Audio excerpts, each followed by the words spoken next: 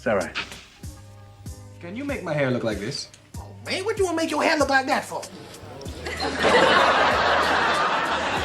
See, that's the problem with y'all today. Y'all don't know nothing. Will you let the man tee you off? You yap worse than 6 barbers. Welcome back, everyone, to another episode of the Your Barber podcast. I'm your host, Matt Palat, a.k.a. Matty Blaze on Instagram. This is going to be episode number 36 here, recording live on a Thursday evening, another late night edition. But today, my guest is a 15-year-old vet in the game. His name is John Gould out of New York, upstate. Let's bring him on in, ladies and gentlemen. To keep it 100, I think the credit is past There he due. is. I mean, just to be expected by now. When the top How's it going, my guy? Appreciate it. Thanks for making the time tonight, John. Of course. Sorry, we had a little technical difficulties getting stuff straightened out before, but we're good now. Yeah, no worries, man. So I see you're still at work, right? Still at the shop, aka salon. Yep. What kind of setup you got over there going, John? So our salon, we actually just celebrated our 12th year of business. My mom is the owner. No way. 3 years after I started doing hair, she opened the salon up. So obviously it was a no-brainer to come along. And Nice. What do we have? 4, 6. So we have 9 stations total. I'm the only barber here, and all Right. other employees are stylists and female. Yeah, I mean, I shared that same life with you. And that's how I guess you discovered my podcast at one point on Spotify. And yeah, that was funny. That kind of resonated there with the same situation almost. So who Sure. got into hair first, you or your mom? Oh, my mom. So my mom, I'm 35. My mom is mid 50s. So she had me kind of young. She went to, we have a program here called Wamoco. I don't know if it's the same thing where wherever you're from, where they offer No. the trade in high school. So cosmetology, not barbering. So Yeah. she's been doing hair since she was 18 years old. So yeah. Wow. Okay. Yep. So she kind of opened up a new spot after you got into it, or was First she? spot. Oh, okay. So she was working for someone, and then she decided to open up her own salon. Yeah, this is After our you got into it. first location as Studio 22. So my mom's first location as an owner, even though she's been doing hair for forever now. Nice. Okay. Yep. Hell yeah, John.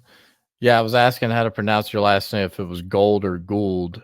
And I'm like, my grandmother lived on Gould Avenue, so that's perfect, man. Yep. So before we dive into your background, where you're from and everything, as you know, I got an opening segment called Just an Observation here.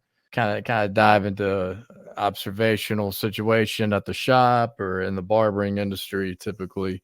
Today, I was kind of trying to come up with one of these, and I kind of switched it at the last second to what I was kind of realizing and observing today.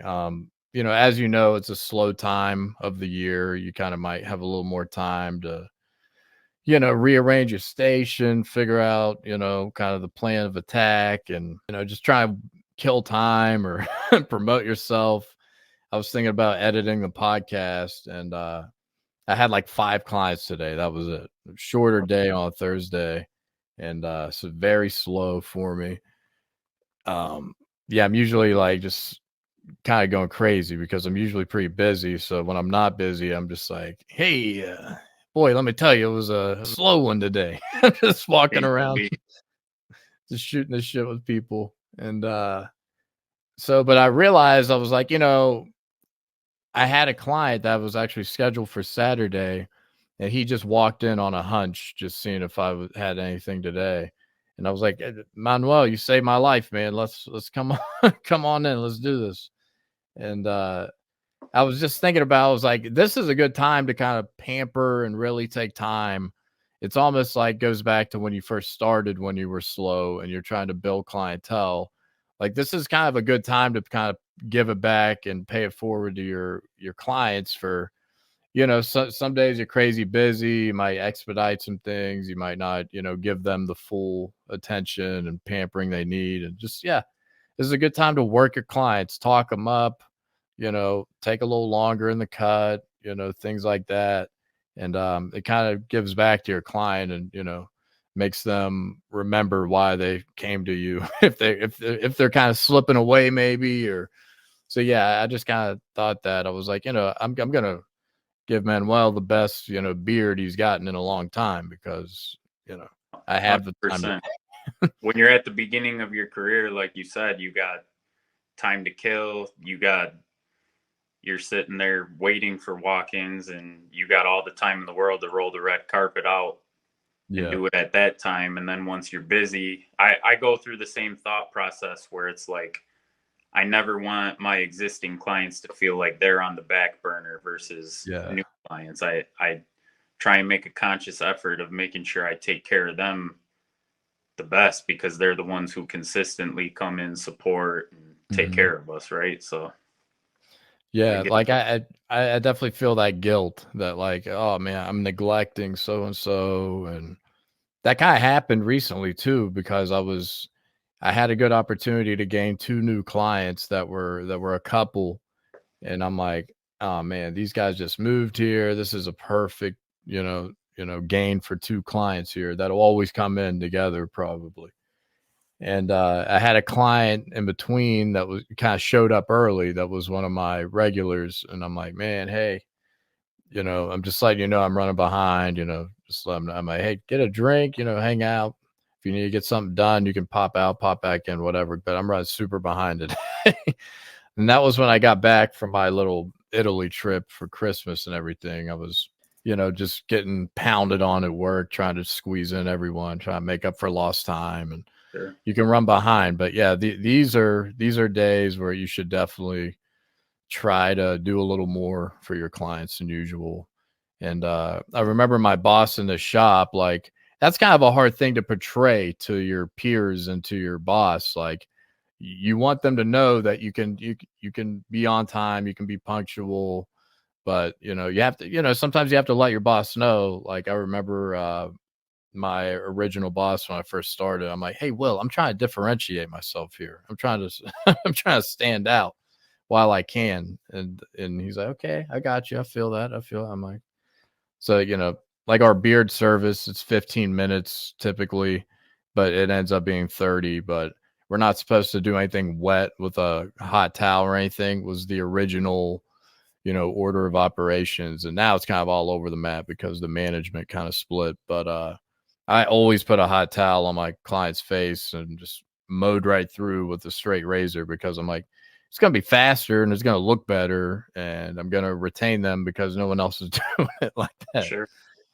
So I myself, that's one thing I struggle with on a daily, weekly, monthly basis, still even 15 years in this now, is the balance between being efficient. Not obviously, you don't want to go too fast. You don't want to take too long. You got to read the client. There's some that do want to come in and out. There's some that maybe they're not always the most ideal client, but want you to take longer than even you'd like. Yeah. So yeah, that's a good point. Between being efficient and getting more people in and not making the ones who continue to come back feel like you are rushing them out of the chair, for sure. Right.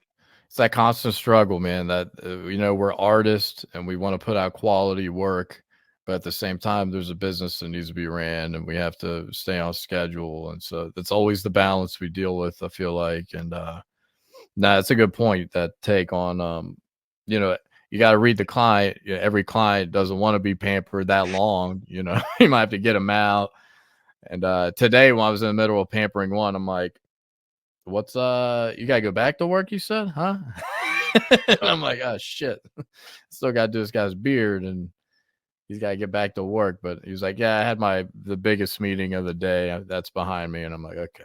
So them lunch hour ones, you could tell as soon as they walk in if you're 2 minutes behind. I pride myself in staying on time. Obviously, it's going to happen here and there. I'd say Yeah. at max, 15 minutes is like my max I'll run over if it's due to me.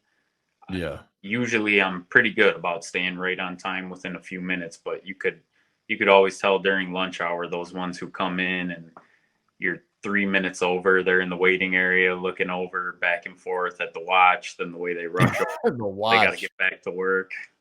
The watch is tough these days, dude, with the Apple Watch, because half the time they'll just feel like pulling their phone out and they're like texting. But Yeah. it still gives me an anxiety, like even in the chair. And then like after the second time they do it, I finally just look and I'm like, he's texting. Because I'm like, fucking guy pulling out his phone pulling out his watch every second. I've had this discussion with someone recently, like asking me, do you read clients' texts when they're in the chair? And I can honestly say I don't, truthfully. But there's been maybe all the 15 years I've been doing it, there's been a select few amount of times where I've caught a glance by mistake. And you have to. Yeah. That was my just an observation on an episode. Okay. I might have literally- not heard that one yet then. Yeah, I'm like, have you ever taken a peek? Because like, you're not gonna read the text. There's no way you can read the text. But I mean, you take a peek. It's like, what the fuck is so important, this guy? And then you're just like, okay, no big deal. Yeah. Because sometimes, sometimes you're having a deep conversation. I'm like, so this guy on the airplane, I lost my shit on this guy, and then you look over, he's like, yeah, no, yeah, and you're just like, this guy's not paying attention. What if I was doing that on this haircut? No. Take a glance and he's playing Baccarat on his phone.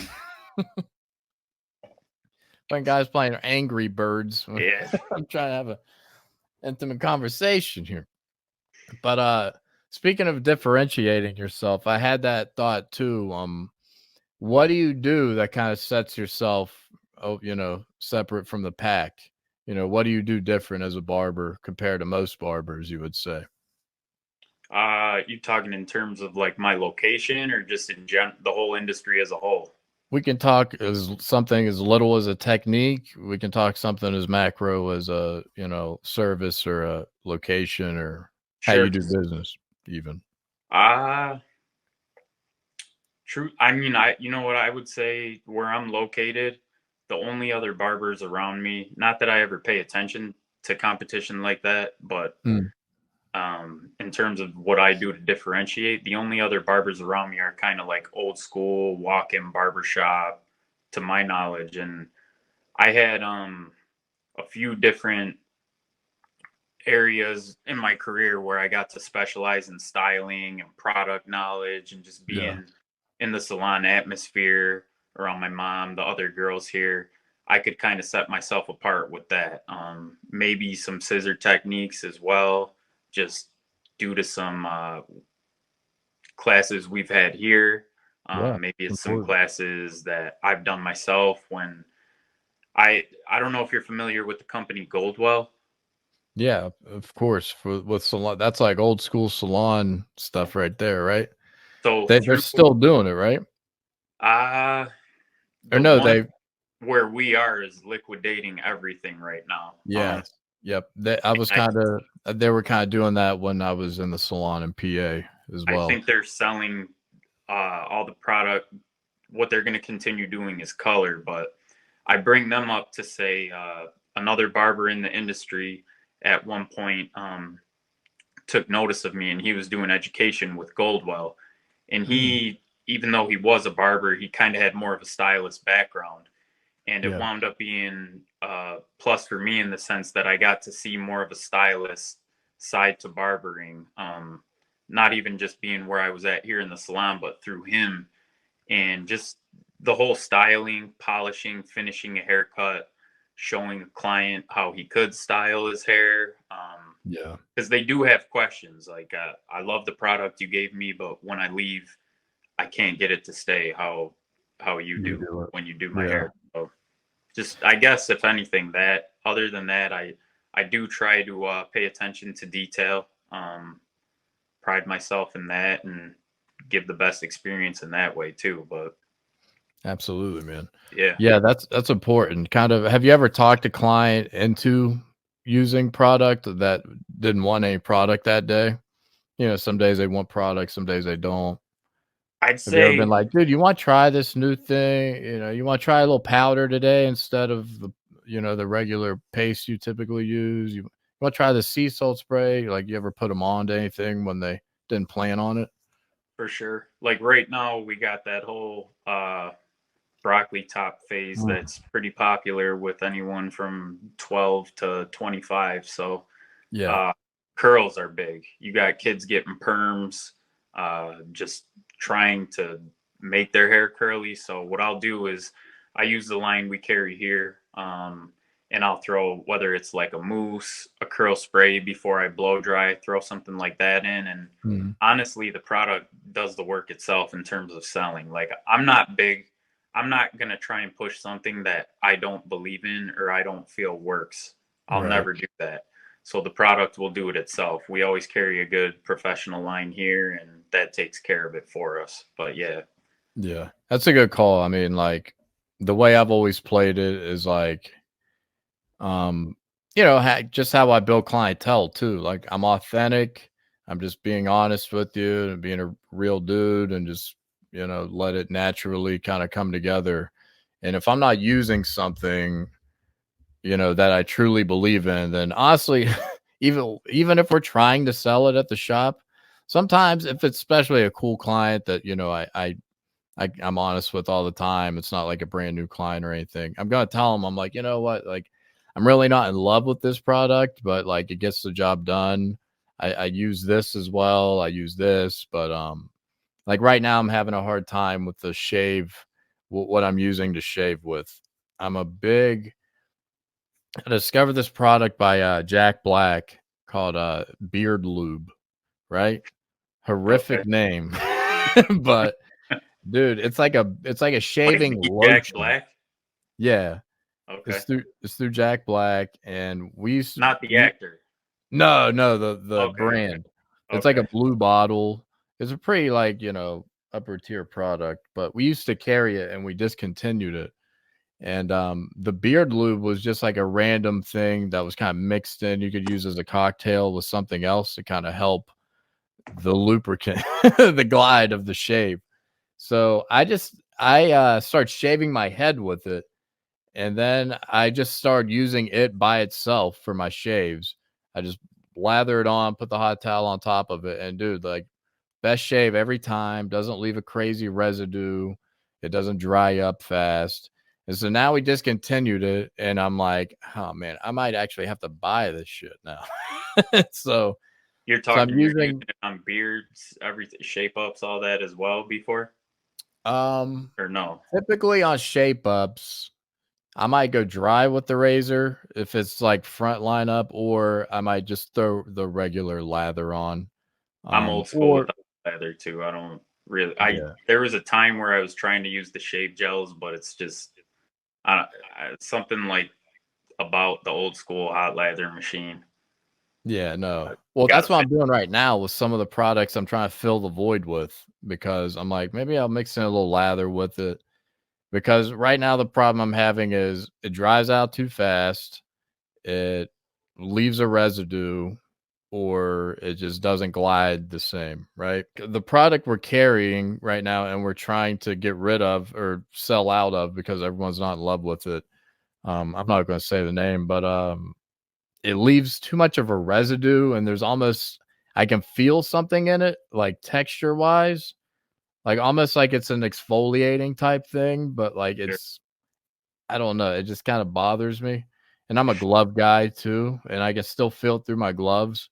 Yeah, it works great. It's a good product, but it just leaves too much residue. I'm like, we gotta take a goddamn shower now when you get out of here. Right. So yeah, that's kind of what I'm struggling with right now in the shop. For my answer with separating myself, I had a good one when I decided to write that question down, but I can't remember it now. But I freehand a lot of stuff, and especially beards. That's why a lot of guys like to come to me for their beards. I take the Yep. Fade Master and this Fade Master with the flat fade blade and close it, and I freehand, and you can just hear every single hair being cut.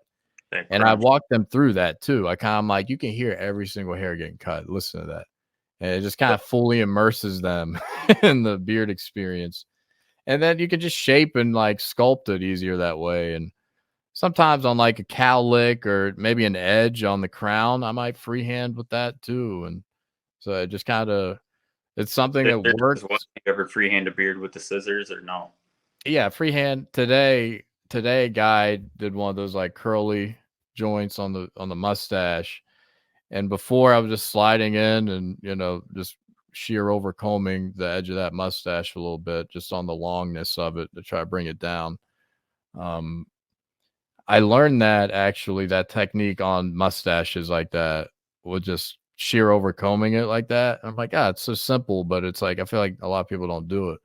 I think I learned that from watching a beard tutorial through Live Bearded, which is it's probably my favorite beard product. It's made in Scottsdale, Arizona, and it might be Tempe now. They may have moved. I saw that recently, but great scents, really good beard butter. It's probably my favorite beard product. So like one of their ambassadors that I knew mutually somehow did a tutorial one time because he was hired on through them, and I was like, okay, I like that. He was doing one of those like massive Duck Dynasty style beards, and a lot of people struggle with the heat stroke. No, I haven't used that before actually. Freehanding, you brush it out with that. It's going to get all the flyaways out even more. Yeah, comb it up to get through it. Back down. It's got like 3-4 different heat settings. The wireless ones kind of suck. They run out of battery way too quick. So they came out with a corded one, Stylecraft. And that's a nice finish too, because then your client's feeling something warm and instant. Like, you know how it is every time you get a new tool. What's that? What's that you're using right now? And that one's been like a huge hit since I started using that too, just to get all those flyaways out before you're freehanding it.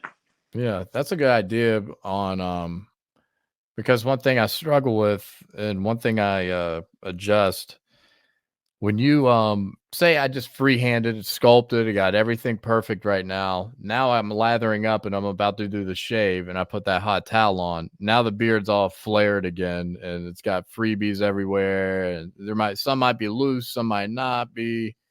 And so like half the time, especially if it's like a massive beard, like I'll just do like an under wrap on their neck and not try to get a lot of like their chin like touched again. Or I'll just like do a light wrap around their cheeks like that. And then, I'm like, dude, it's not worth messing up what we just spent the last, 5 to 10 on sculpting. So what I might do is pull that, get that brush. And when it does flare, just kind of make it lay back down with that, and it's nice and warm. And keep everything nice. What I'll do is I have my own system just like everyone else, and a lot of times it's like whatever tool's in my hand, I'm gonna try and maximize it. So if I'm doing a fade, it's like when I get to a part where I am gonna use the liners to, whether it's to get a bald line out, whatever, I kind of leave that for after. So what I'll do is I'll pull that out and I'll try and line everything up.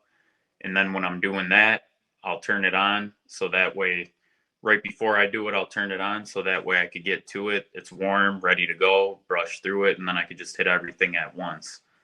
Because like I said before, you should let it kind of marinate for a second after turning it on. Yeah, nice and warm. It heats up pretty quick. I mean, probably a minute or two. But yeah. That's a good point. That probably goes, not noticed too. Yep. It's like make sure that thing's nice and warm before you use it. And oh yeah, man. Okay. Yeah. So, all right, John, we kind of touched on a couple of things. Let's go ahead and go back to the beginning on your background and tell these people where you're from. Where were you born, number one? Yeah, so I'm born and raised in Rochester, New York, where I still am now. Nice. Yeah, still just been here my whole life. I mean, outside of the city, in suburbs, in literally like between two towns in my whole life that border each other is where I've lived. So kind of Where boring. were the other towns? What's that? What were the two border towns? So I went to a school called Gates Chili High School, and the two towns are Gates and Chili. So I Oh wow. lived Okay. in Gates the first half of my childhood, Chili the second half, and then when I bought my first home myself with my girlfriend, who's now my wife, moved back to Gates. So never really veered too far. Okay. Yeah. Nice. All right. So what was growing up like, man? What were you kind of into? Well, it's cold up there. Were you into winter sports? No, no. It's funny. Like I don't know if it's like my roots, Mediterranean blood in me. Like Yeah. every year this time of year, you'll hear me say throughout the day, like something about the weather. I try not to be pessimistic. I'll throw in like a little joke about it, but I'm just not built for the snow and the cold. So Yeah. I'm into sports my whole life. When I was younger, like football, soccer took the main stage as and then in terms of watching, just like big boxing fan, watching Ooh, football. I mean, we're in Bills country. nice. But Tell basketball. that story real quick. What's that? Tell that story real quick. So John, Maybe beyond my abilities. no, see, you can't tell the story. Yeah. So we are supposed to have the podcast on Monday, and there was a little schedule mishap with the Buffalo Bills and the NFL. But they dude, the scheduling mishaps. I mean, the fans would call it a mishap, but the NFL wouldn't. Dude, the NFL has been like punishing us with their schedule recently. But go ahead and get into the I was story. pretty livid. Like I had that was a nightmare in itself all week. Like the second we beat the Dolphins, clinched the 2 seed. I'm a lifelong Bills fan, like diehard as they come. My whole family is. The second, So how do you feel about bandwagon fans, real quick? it's like I got an ongoing joke. You know how we are as barbers, like we got the same jokes that it's like dad jokes, but Yeah. I got an ongoing joke for people who sit in my chair where I got to like have an application set up to see like who passes the test for who's been here. Cause Yeah. we had 17 years of just straight misery. And Right. I'm 35. So like I got to see the very tail end of the Kelly era, the Super Bowl teams as a little kid.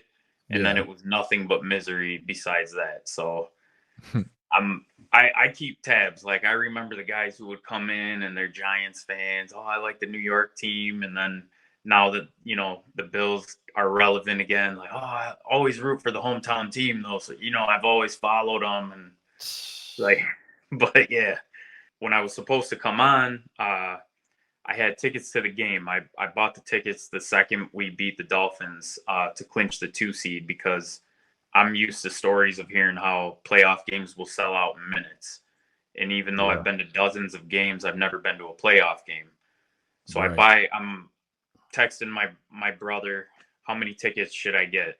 Do you want to go just me and you? Long story short, he tells me to get 4.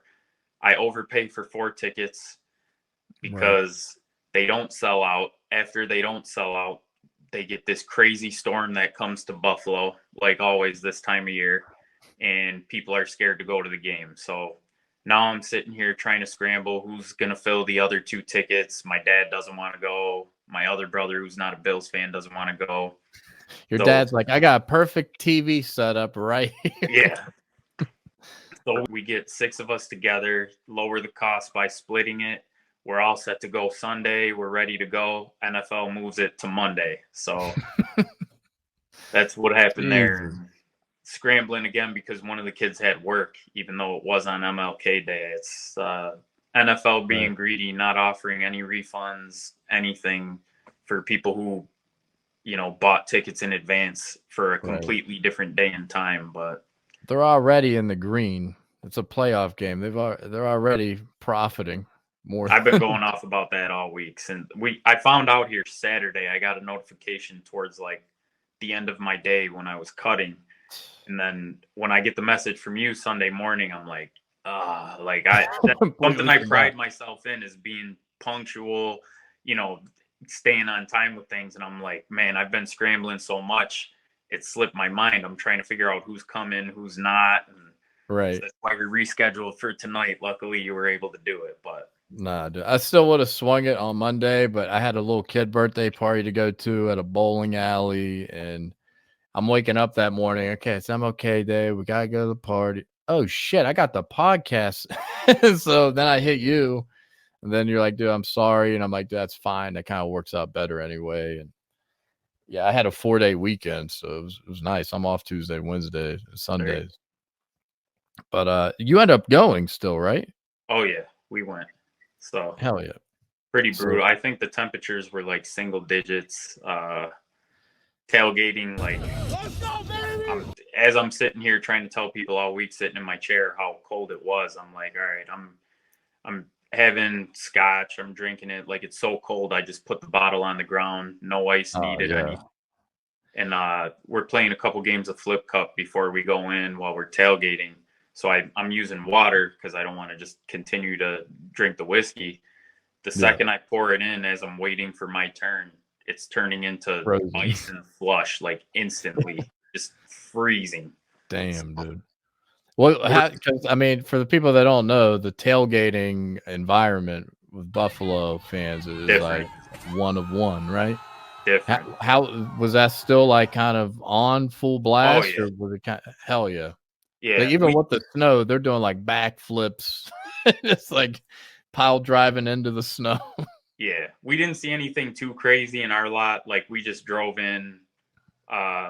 Someone texted us one that was open. I met a friend who lives out there. But it's everyone grilling, you know, everything. It's a whole experience. Always has been. Yeah, man. That game, I could have. I was gonna say I'm gonna bet the house, no matter the number is on the Bills. But I bitched out, and I had a 2-team teaser, and the first leg of it was Dallas. I teased their number down to like 4 or whatever it was, and boy, was that a mistake. So by the time of the Buffalo game, I had nothing left on the teaser.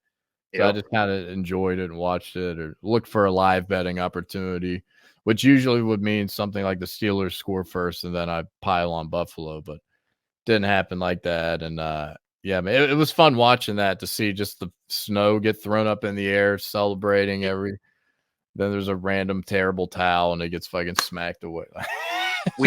Cool story, like bringing it full circle back to barbering too, is so we had tickets down in the 100 level in the end zone, like they call it the rock pile, like where all the madness is, season ticket holders.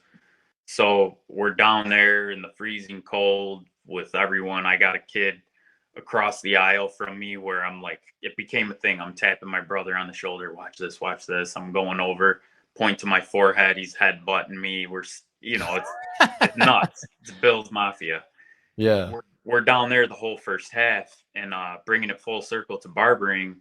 A couple clients and friends of mine, they had a suite, so they knew I was coming. I texted them just to say, hey, where are you tailgating? I didn't even know they had a suite at the time.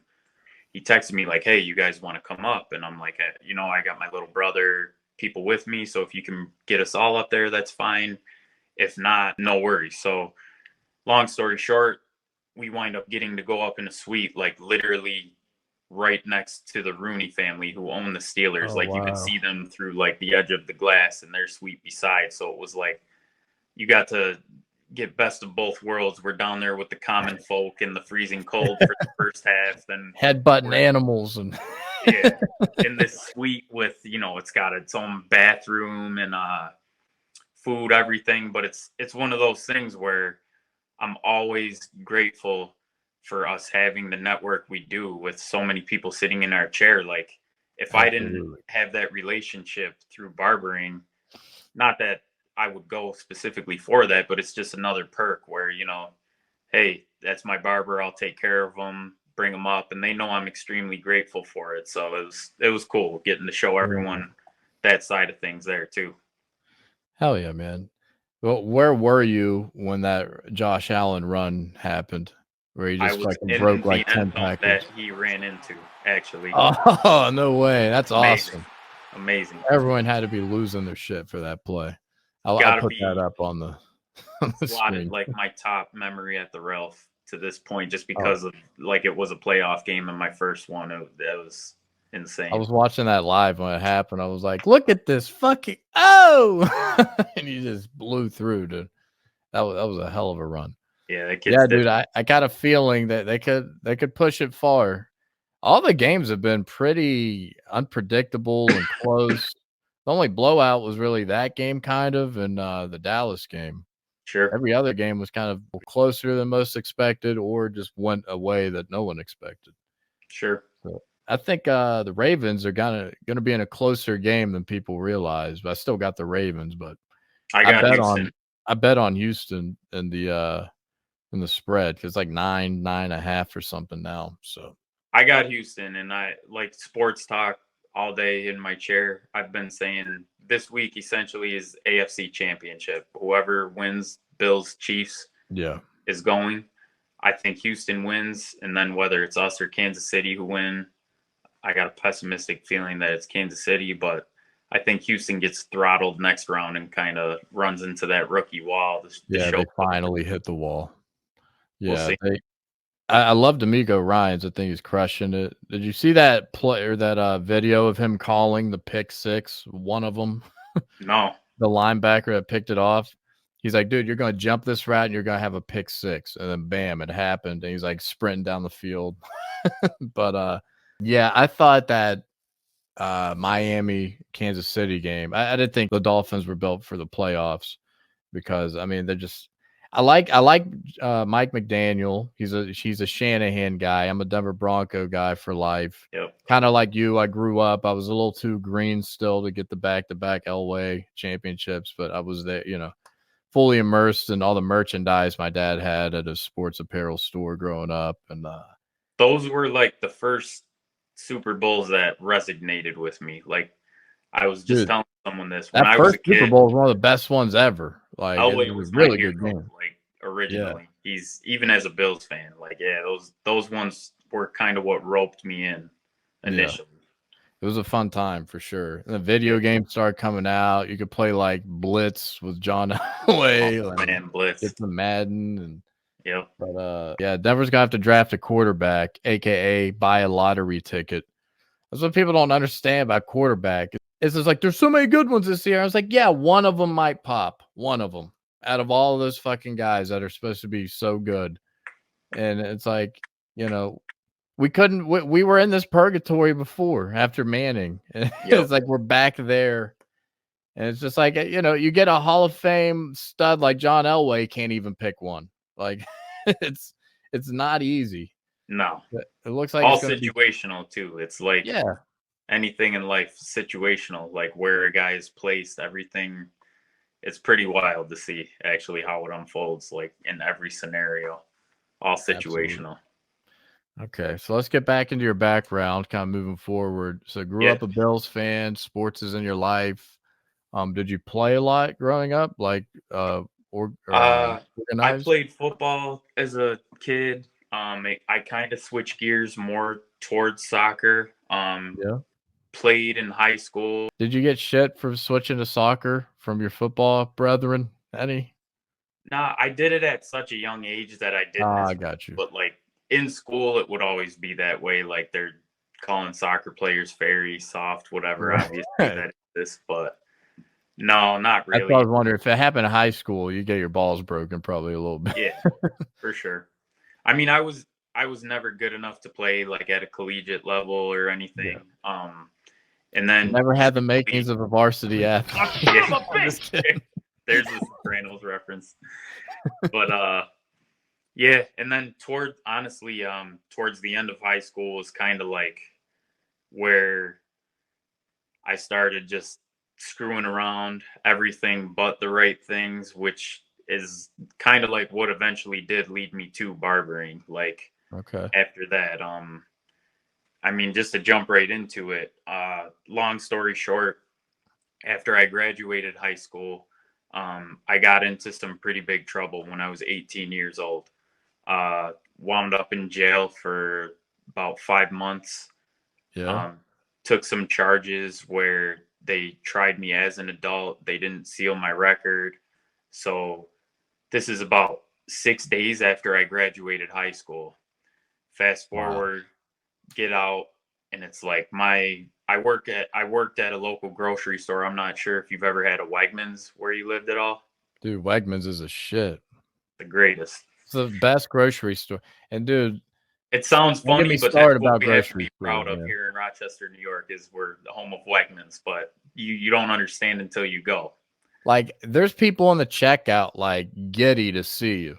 They're Yep. like, I'm here, I'm ready for you. There's like no one around. There's like 15 aisles open. You're like, what is this, heaven? Yep. So I was fortunate enough where once I got out of jail, my parents had kind of like strung it along where Wegmans didn't know what happened. So I had something to get on my feet again, where now I'm out of high school. I can work more hours. I'm between figuring out what I want to do. So I'm able to start working at Wegmans. And then I kind of had the thought of,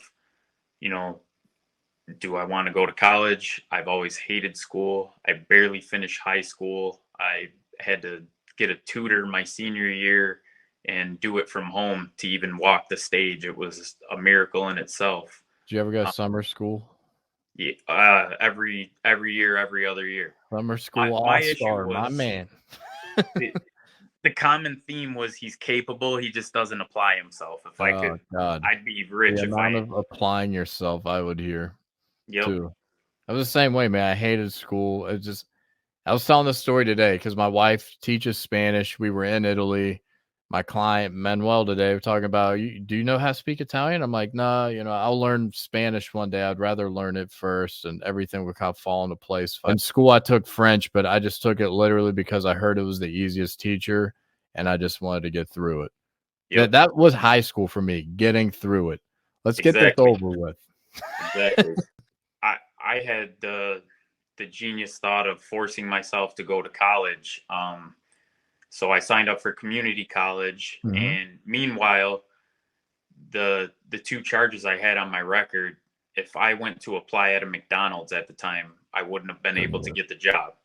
So not Going even back real quick, what just talk about a bit of the, you don't have to get into specifics, but just the feeling of maybe embarrassment. It's Yeah. a time where everyone's kind of moving forward with their lives. Yep. You're thinking about your peers a little bit. You're looking around. So-and-so's at the dorm now. One of my best buds is in college over here, and I'm doing this. And I got caught up in this shit. Like, Yep.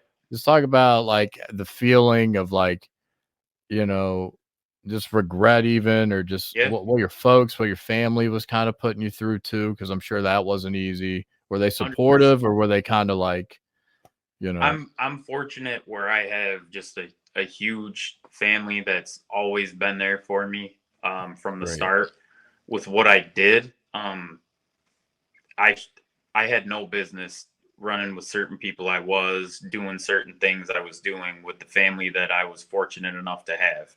right. Which now, being a little older, seeing kids in my chair go through things, I have that thought process of like, all right, they got a good family foundation, so they're gonna eventually get hauled back in. Yeah. Now at that time, it's like I'm an 18-year-old kid, so I don't have the presence of mind now looking back on it. I'm changing garbages at Wegmans. I'm doing bathroom checks, so I got parents of other kids who are away at school or seeing teachers, and what are you doing now? And it's like I'm in that in between state, like you said, and it's like, whatever, getting ready to sign up for school. And then I go to sign up for community college. Like I said, I try to force myself to do it because I think it's the right thing to do, even though I've hated school. I didn't even last a half a semester and I was done. Drop out. And that's where I was at the point where I'm like, okay, like I said, I can't get a job at McDonald's if I want to, flipping burgers with my record. It's like, what am I going to do here? Now, subconsciously, I've always been around hair. So whether or not I noticed my mom having an influence on me, it definitely did. And I started going to an actual barber shop once I got a license. And I got tired of, at the end of every haircut having to blow out with my mom, because she didn't do something the way I saw other people doing it that were getting it done by a barber, because it's not her area of expertise, right? Even though she's a great stylist. So Yeah. You said after you got your license, your barber license? did I say after I got my license? You said something about after getting your license, you started going to a barber shop. So I'm like, wait, what license? Oh, driver's license. Your driver's license. Okay, so So you when I'm lost old enough it? to take myself and not, you know, because up to that point, my mom's a hairstylist. My whole life, I got a home salon, or she'll bring me to the salon, and I'm getting a haircut from her, which was good. But once you get that true first barbershop experience, It's intoxicating. that's it. It's over. Yeah. So once I was able to drive myself, I started going, and I went to a shop. It was primarily English second language, Spanish being spoken a lot. So like there was that language barrier, but I found a kid who I started going to consistently, and I asked him, like, you know, how did you get your license? We have a school here that I attended. It's called Sheer Ego, like a pair of scissors. Yeah. So at the time I asked him, you know, where'd you get your license? And we have that language barrier. So I hear him say, he holds up what I found out afterwards was a bloodborne pathogen certificate, because he actually got his license through apprenticeship. But he didn't know how to explain that. So we don't know that. New into the, like, not outside of barbering. It's like, wait, what? You can do that? I didn't know you could do that. Like, exactly. He tells me Shalego is what I hear in my head. So I go home, and I've been with my wife since I was 18 years old. You know, at the time I'm like 19. I come home and I tell her, I'm like, yeah, you know how I've been thinking about barbering. This kid told me he went to a spot called Shalego, and she's looking at me laughing. She's like, what the hell are you, Shalego? And I'm like saying it in this Spanish to English, you know, translation. Come to find out it's Shirigo. So what I do is I just set up an appointment to go, and kind of the rest, long road from there. I was going to say the rest is history, but it wasn't, because fast forward, I go to barber school, I finish, I find a shop to go to after that. Now, when I first start at this shop, I still technically don't have my license, because of my record. I had to get what they call a certificate of relief in order to obtain certain licenses. Because of the record? Yes. Okay. That from when I got in trouble from a little before. Yeah, they do ask that type of stuff on the applications, and right. Okay. So then I'm back to square one, where I'm like, I find something I love doing, but I can't officially get my license. Yeah. So shop. How do you get the certificate of relief or whatever? So just like everything else in the New York State legal system, that's just a long, drawn out, whole ordeal. It's already a long, drawn out thing to get your barber license and all the politics of the board, and so you got this extra obstacle now. I finished barber school. I start working at similar to what we got going on here, except just ×5, where it's like family-owned business. Father of the business came from Italy. He was a barber, so they had a barber shop, salon, jewelry shop, aesthetics, manicure, pedicure. So I'm working in there. Everything's fine. And then one day, state board walks in, and that had been the first time in 30 years of their existence state board came in. So Dude. They said, it's like the boogeyman. Exactly. And I happened to not be in the shop that day. So the next day I come in, they say, hey, state board came, just so you know, we need a copy of your license here on the station. So that's when I hit the panic button again. I'm like, okay, so now everything's out. It's hit the fan. I got to let them know, like, I don't officially have my license. They have no clue about my prior record. This family was truly a blessing to me, in the sense of the owner's daughter, who basically ran the place. She called me up. She had the receptionist call me up and tell me, hey, like, they know what type of person you are. They said that's completely fine. We'll keep things under wraps while you're figuring it out, and then go from there. So I worked at this place for 3 years, technically without a license, because that's how long it took to get my certificate of relief. And then back in those days too, like it wasn't like people didn't make a big of a deal about it. I feel like no. And we opened here. I want to say it was within our first year we were open here, first year or two. I finally got that certificate, and I was able to officially get my license. So it was like that chapter was closed. And finally, yeah. It was kind of like my first 3 years there with that in the back of my mind. I always had this thought of like, what if I don't get my license? Yeah. What am I going to do? Am I just going to be stuck? It was constant stress of not weighing knowing. on you over time, man, for sure. That's stressful, Exactly. man. And you know, that's like riding that around time, dirty in your car, like a bad registration. You're just like, Yes. what? It's like, is this the day I'm gonna get pulled over? Yes. It's And at that feeling. time, barbering wasn't what it is now. It wasn't what it is now until, like I said, 3 years into my career when Instagram came out, it hit a new level. But at that time, it was like I was working part-time at Wegmans, working at the barber shop. I'd see people at Wegmans. One guy specifically, he was a teacher from my high school. Every single damn time I saw this guy, it was like just a passive aggressive way of trying to make me feel like shit. Like, oh, you're still a barber, or you gonna get a real job? And it would always be like, oh, so when are you going back to school? And it's like, no, dude, I told you, like, this is my career. This is what I want to do. Yeah. So People don't get it sometimes, man. and you'd have, like, when I first signed up for barber school, like, I'd tell a friend or a coworker, like, yeah, I'm going to barber school. And they'd laugh. They'd be like, oh, you want to be a barber? Not like it is now, where you tell someone you're going to barber school, it's like a trendy, cool thing. Yeah. But Dude, do you still fight with that today?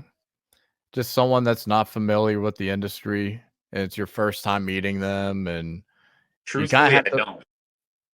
I You don't don't. I fight don't with- know if that's if that's goes along with maybe like getting older and having experience with it, but truthfully, I don't. I feel like I used to sense it instantly. I had my radar on for it, where people would you could throw on the translator and it's like, oh, you're a barber.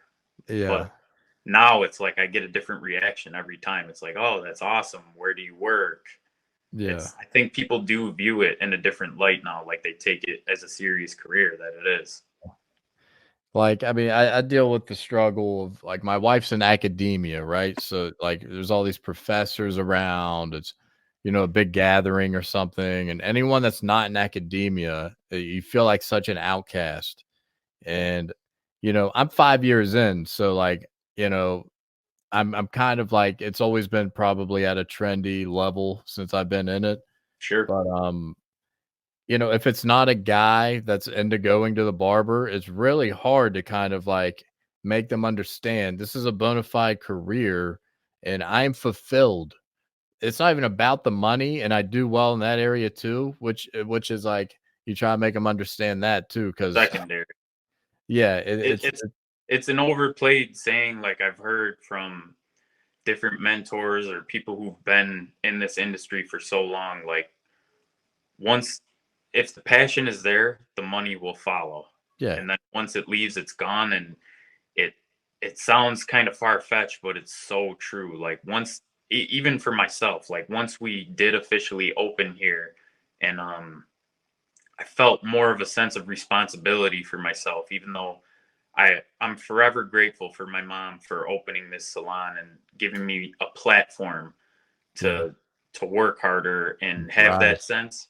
I can't, like, I had this discussion with someone recently because people will get on the topic of like, oh, I never wanted to get involved in the family business because I want to work for it. And I'm like, that's kind of BS, because I've worked my ass off for everything I have now. And like I said, I'm grateful for the opportunity. But when we first opened and I didn't have a clientele, I would be in here sweeping so much, folding towels, I'd leave with calluses on my hand from sweeping, just being here. And it's like answering the phone. that saying's truly resonated. Like when the passion is there, everything else will take care of itself. And we're blessed. We're lucky enough to be in an industry where that happens. I mean, Yeah, man. going to work, doing what you love every day. It's so special to like perform an art and be halfway decent at it. Yep. And just like it's got to feel like someone that like makes a song for the first time and they run it back and they hear it. You're like, holy shit, I did that. Like, it's kind of that same feeling. My mental health will always be a priority over any kind of monetary gain, Sure. to a realistic degree. But yeah, dude, it's just like, there's a lot of this group think right now and a lot of like Instagram content about like being stuck behind the chair. And I hate that phrase because they make it seem like the word stuck, like, being behind the chair is not a bad thing. Like working hard, like there's always this like, you gotta work smarter, not harder. It's like, yeah, but you still can't forget what hard work gets you. It doesn't 100%. go unnoticed.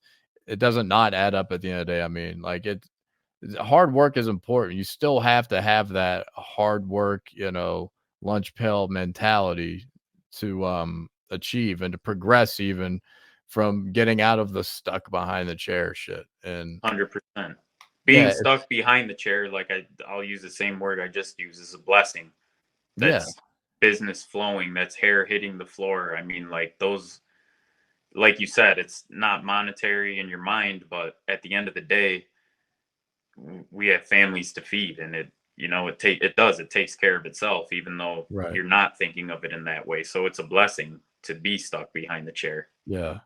I even if you've plateaued on what you can earn and you have a full book of clients that you're booked out every day, a month ahead of time, and you're just keeping your head afloat, just trying to maintain everything, like that's a different level. Like you might need to make an adjustment.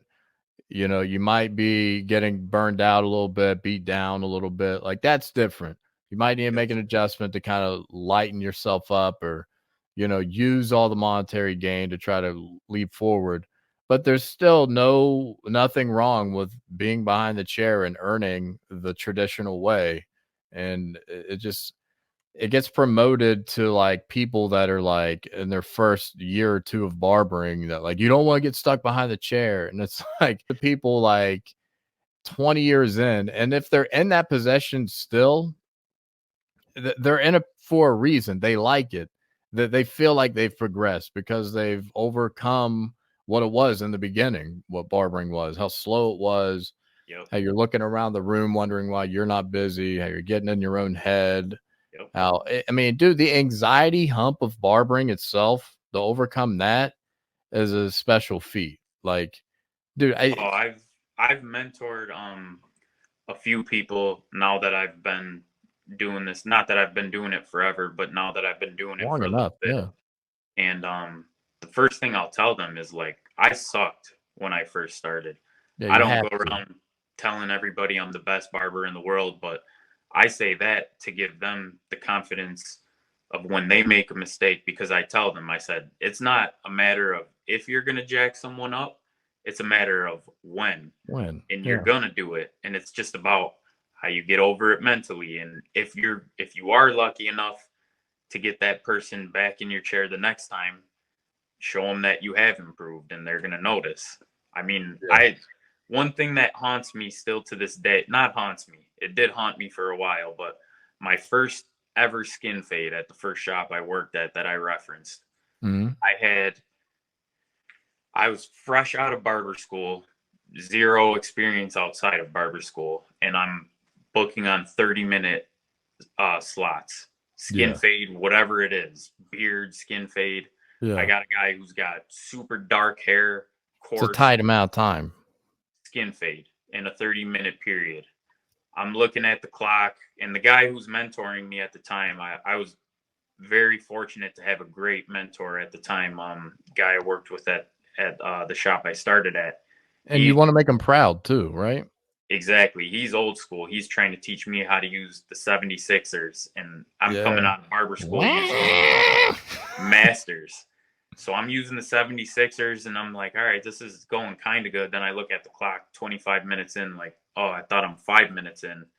So then you're rushing, trying to do whatever. This guy's head was jacked up beyond belief, and it's like the walk of shame when you know, like, it's like, all right, the time is up.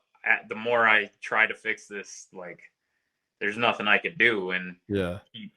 like I said, if they're fortunate enough if you're fortunate enough for them to come back, which in this scenario I was, and I showed him that improvement, and the guy came back like a handful of times after. But it's like, there was nothing more humbling than watching this head walk out the shop and having everybody know that I was the one that did it that first Yeah, time. everyone looks and it's like, oh boy. Oh boy. Oh my God. It's a good feeling though to see have your client witness your progression and how far you've come, and Yep. even on a confidence level. I had someone tell me that that went away to the military, a younger kid. He's probably like 19, 20. Went into the military. I probably didn't see him for like better part of a year. And he came back, and I'd kind of refined a lot of things. And he's like, I can just tell you're a lot more confident than you were the first couple of times you cut my hair.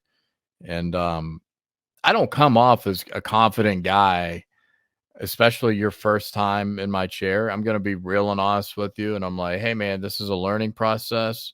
I'm not going to knock it out of the park every single time on a first time client. Like, I'm learning your hair. I'm learning your head. And, if you give me about 3 shots, I should be able to perfect this. And sometimes it takes more than that on certain little nuances of haircuts. Like, like I said, you see a lot of people, sometimes you'll forget and you'll kind of get reminded when you're at that moment again on a haircut that, on an area that might be giving you trouble. But, yeah, man, it's humbling. It's really fulfilling to do something that you love. And, for the younger listeners out there, like, just don't forget that, like, remember what you got out of to get into this. Like, it's, it's such a unique job that no one else I've always yearned to be different. Right. And what's more different than barbering? It goes back to trying to make people understand the passion behind it, and, how fun it is. You're bullshitting with the fellas about sports, whatever, and you're making someone feel good. And that feeling never gets old. That gratifying feeling of seeing someone leave and a smile on their face, or, oh my God, I feel so much better. Like, you don't understand how long I've been waiting on this. And the main reason I always include in my story of how I got started, being young, dumb, getting in trouble, is because I take pride in us having an industry that accepts everyone. And without this career, my wife is primarily a stay-at-home mom. I have 2 kids. I'm fortunate enough where I'm the breadwinner. I'm the one who, her job, obviously I'll throw that out the way, is harder than mine on a daily basis. I'm forever grateful. 2 kids, that's tough. Yeah, but how old are your kids? They're 2.5 and 4.5. Oh, so man, that's a sweet spot. You're in the fucking trenches, man. How many Yeah. times you getting kicked in the balls on a daily basis? That's what I tell every new dad. I'm like, you ready to get kicked in the balls? Like, maybe, I don't know, 7 times a month on average. Picking them up from a screaming fit? Is that what Yeah, it's in just like, reference to? how many times you carrying your kid, putting her on the chest, and they start kicking their feet, Yep. and bam, boom, boom. You're like, oh my God. Yeah, dude. I always forget to tell new dads that. They're like, anything I need to know? It's like, dude, just buy a cup. Just get ready to get testicular, whatever problems. Because, dude, I got a picture. Dude, let me see if I can show this picture. We're in this cathedral in Milan, right? Dude, look at my face right here. I got kicked in the balls like a little earlier. And I just got this look on my face like, like it's just didn't walking all the steps up that terrace was rough on the old ball bag there. But So I had a thought, like, what would you tell today out of all the things you've been through and your journey and everything? What would you tell your 18-year-old self? You know, if you could go back and your 18-year-old self saw your future self and was like, well, there's all this turmoil going on. Like, am I going to get out of this? Like, what's going to happen? What would you say? Stay the course. Honestly, just stay Yeah. the course, because like you said, like there's just all these moments of doubt where I take this career so seriously because, like I said, I have nothing else if it isn't for this. So that's why at that time, like, the stress was just weighing so hard, because it's like, if I can't cut hair, what the hell am I going to do for the rest of my life? Yeah, like, dude.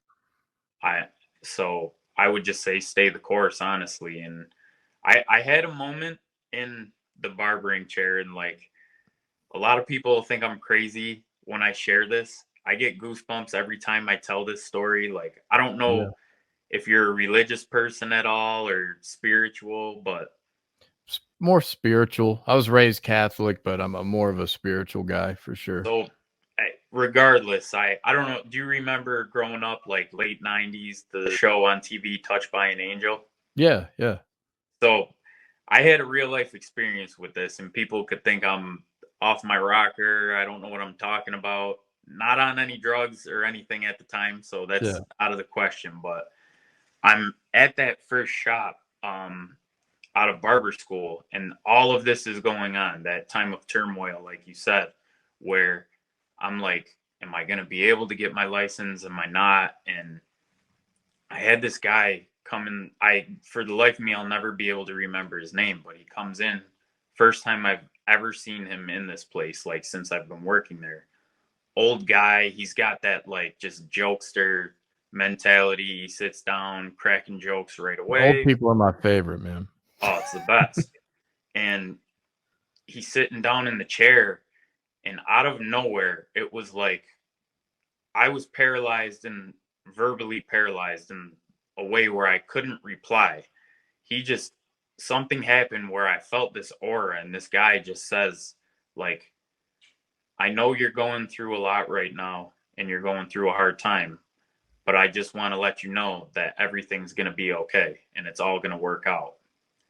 And I'll never be able to explain it. People will think I'm crazy who've never experienced something like that. But I told, to this day, I'll tell my wife, whoever, when I bring the story up, I'm like, I truly believe this guy was an angel of some form, because Like, I cut an angel today. How'd you do the haircut after that? It's funny too, because he was bald on top. He had the horseshoe.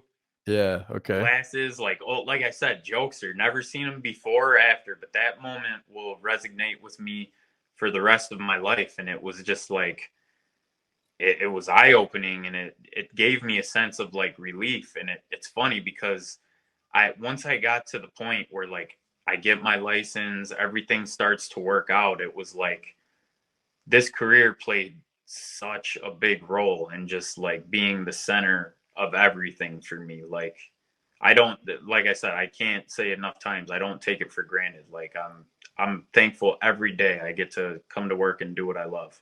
Yeah, man. It gets overwhelming and emotional too, man. I had a rough winter last year, probably around the time I started this podcast. Just thinking about my dad a lot, and just like how far I've come.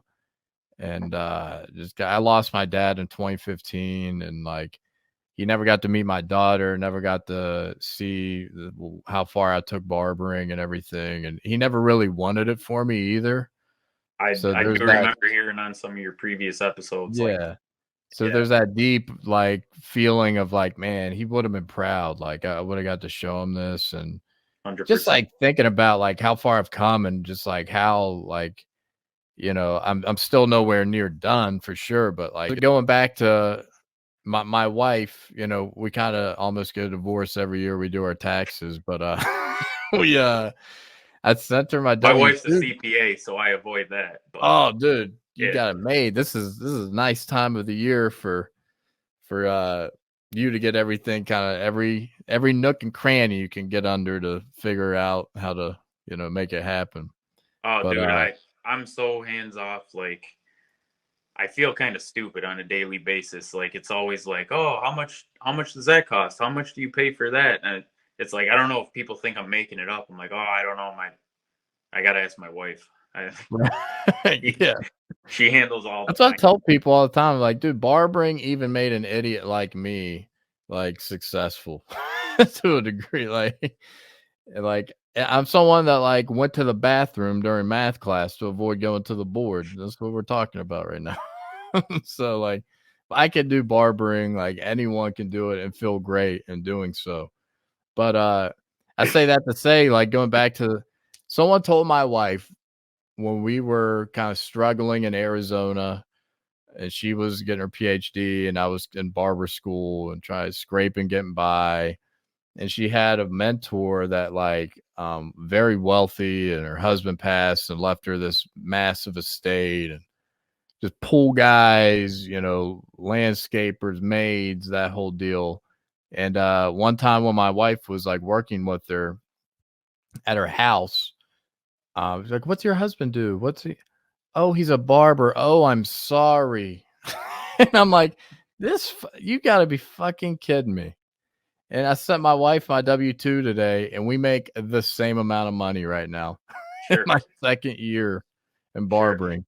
And she's got PhDs, books, publication. And it's just like, I'm doing what I love and at the same time, and we're making the same amount of money. Not that that matters at all, but, it's just the pretentious judgment that, I get it. Yeah. And it's just like something I constantly struggle with.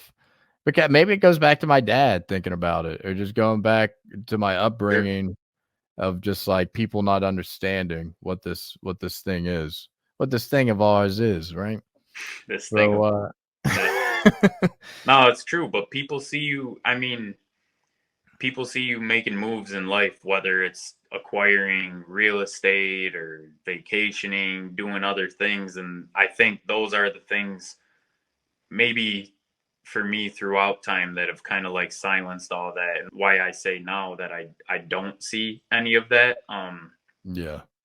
But either that or I just don't pay it subconsciously. I don't pay it any mind anymore because I'm past that stage of like wondering like, oh, do they? Yeah.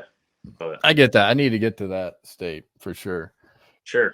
Yeah, I'm always like, Matt, why do you give a shit what this guy thinks? Like, I'm too cognizant. I'm too aware of people's perceptions, right? Like, I try to pay way too much attention to that sometimes. That's something just goes back to like, what are you afraid of, Matt? And just like, well, what is this fear, this underlying fear that that's controlling you? Like, people need to take the mentality of no fear more and just kind of like go from there and just like always kind of refer back to like, what are you afraid of? Right. Well, it's funny too, because it's like the same people who have that like pretentious aura about them from prior years. Like maybe they had a son or daughter that's in college at the same time as you, where like you fast forward 10 years, it's like the same way they were downing you for doing what you're doing and promoting them. It's like, oh, they've actually dropped out of school. They're not doing anything, living in the basement. Not that you want to compare, but it's like, that's going back to the fact of like, it doesn't matter because everyone's got their own path. And even though this person might think this at this specific point in time, it's not going to be relevant once everything comes full circle. Yeah. And going back to what would I tell my 18-year-old self? I was like, I would tell myself, don't go to college. I forgot that. That's a good one right there. I would say don't waste the couple months that I did at a community college, even though it wasn't long. Yeah. I wasted on and off a couple years, and it was all because I was trying to please everyone but me. Yep. And it was... I had the thought the first time I dropped out of school because I've always kind of had an eye for barbering and wanted to get into it. I just didn't see the path, and I had no one kind of I was just taking what was given to me at that time of life, right? I really didn't reach out for anything. Like, I didn't have the ambition to go after much that wasn't being handed to me or wasn't kind of like presented to me, or you should do this. Like, and so it was so weird that toe, like, I don't know if you heard the pod where I got my toe cut off, Yeah. but so that kind of was like one of the best things that could have happened to me in life, because it gave me a new like purpose, and it gave me an epiphany of like, I shouldn't take this for granted. And it kind of gave me a work ethic I didn't necessarily have. I mean, my parents, growing up, like my dad has his own business. My mom's working, 12 hours a day, salary. And so that baseline, like hard work through them, I'm sure, rubbed off on me too. But like, it took a little something as an only child, especially to Sure. throw me, to jar me, and to make me realize that, you got to make something happen, Matt. Like, at the end of the day, you can't just wait on it. You got to kind of find it. And so when I met my beautiful wife, and we, kind of uprooted our life and changed cities, changed states, that kind of one was the turning point of like, now you kind of get to do, my dad passed away. We don't have a lot of money, but we're kind of starting from the beginning. And it was kind of like, the world's yours now. Like, let's get after it. And it wasn't easy, but especially, looking back last year at the journey of just like moving state to state, and we finally bought a house, and we're finally kind of settled in now, and just trying to do better every year. That was kind of overwhelming to me to, get through all those times in the last better part of a decade, really. So, yeah, man, it's, so let's mix in a couple questions here. I wasn't going to pull up your Instagram, but like I said, oh, there it is. We're pulled up. All right, let's dive in a little bit, get a little more into John's life. There we what go. he's doing, show the salon a little bit, show the personal life. Here we go. All right, we got JG Studio 22. So the name of the spot is Studio 22. Yep. Salon and Spa. Yep. Rochester, New York. Video guy on that side. I think I got more pictures and videos in terms of haircuts, but we got reels. Here's your two beautiful children. yeah. Like you said, so it's a lot. You got boy and girl, or two boys? What's going on? I do. My 4.5-year-old's a boy. My 2.5-year-old's a girl. You got the dream team already, man. You see these families with like 4 girls, and I'm like, they just kept trying. They just kept trying. Nah, vice versa. I wouldn't care if it was an alien the second time. We were done no matter what. Yeah. 2 and out. 2 and out. That's nice. Yeah. I like this little taper action, man. This little mullet action. That's I don't know about where you're at, but that's been like constant. I mean, I want to say at least 2 of those today. So I cut one off today, actually. Did someone that was setting up for one, growing it, and I let them know. I'm like, it's a tough phase to get through in the growth phase. You gotta stick it out a little bit, and and he couldn't stick it out anymore. Sure. So yeah, man, beautiful work. Trying to get a view of the workplace. How many chairs are in there? So that's actually that's not our that's not the spot. That's I was doing a demo class for a salon, like in a bordering town, just doing like a little some tool education and then cutting techniques for a salon and her staff. That's nice. I mean, that's one of the perks of like a smaller town too. Like, there's not a lot of good exposure to like real barbers, right? So I mean, we have a huge barber community where I'm from. I think I'm personally just more tapped into the salon side through when I was educating with Goldwell for a brief period, probably about 10 years ago now. The guy who had gotten me in with them, we did everything from doing demos at IBS, the International Beauty Show in New York, to doing some revision work for Milady, the textbook company that they use at the barber and cosmetology schools. So that recent one was one of our sales reps just referring me over and asking if I wanted to do a class. So it's kind of cool now that I get to just freelance it. And I mean, one, I make more money, and two, I can kind of just do my own thing, like curriculum wise, get in and out. So yeah, it's a new log on the fire too. I mean, you're honing a new skill, educating and teaching. It's one thing doing it. It's another thing kind of showing, you know, explaining on how you did it, right? Sure. And I mean, like I said, I'm a little more tapped into the salon side of things. Like when I do it, it's very basic. Like I may show a skin fade or a light fade taper, but I find that cosmetologists are way more receptive to it, instead of it being like a pissing contest where like, oh, I could do a fade or a taper that way. Like, well, here's how I would do it. Yeah. It's like exactly.